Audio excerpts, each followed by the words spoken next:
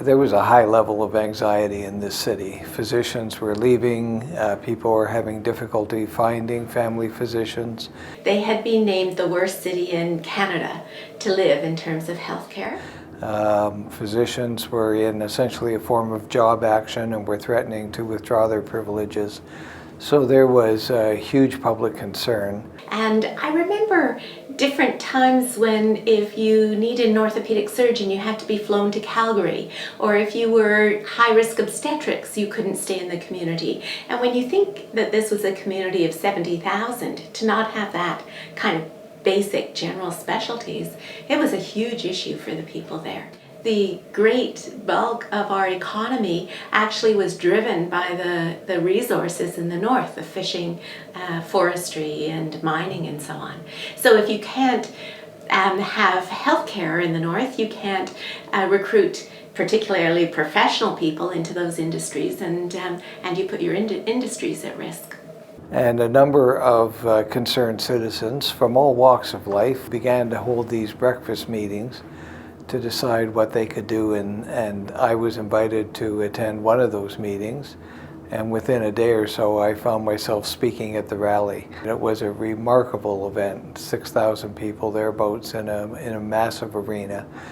Quiet, it wasn't a protest rally, it was just people coming out in droves to listen to potential solutions to the medical crisis that we were experiencing. When I was asked to consider coming here as dean in 1996, I found a school that was very small in relation to the population. It was also evident that we needed 300 new physicians a year just to maintain the physician population ratio that BC had established. And of those 300, only 75 were coming from UBC.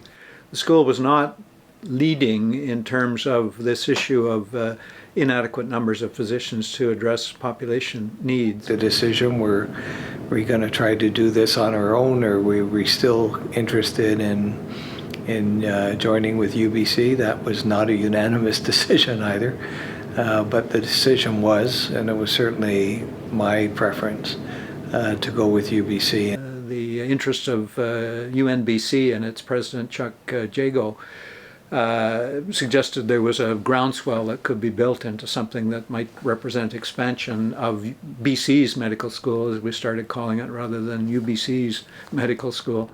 And within weeks, I was meeting with Martha Piper up here in Prince George, and I said to Martha, here's a concept. It was a distributed medical program, a partnership among universities, not just clinical settings. By October, November that year, we were in intense negotiations with UBC, with the Ministry of Health, and they were extremely difficult. And it wasn't until January 2001 that UNBC and UBC signed a memorandum of understanding that said, okay, it fleshed out the concept, and we were on our way. It was probably in the early autumn.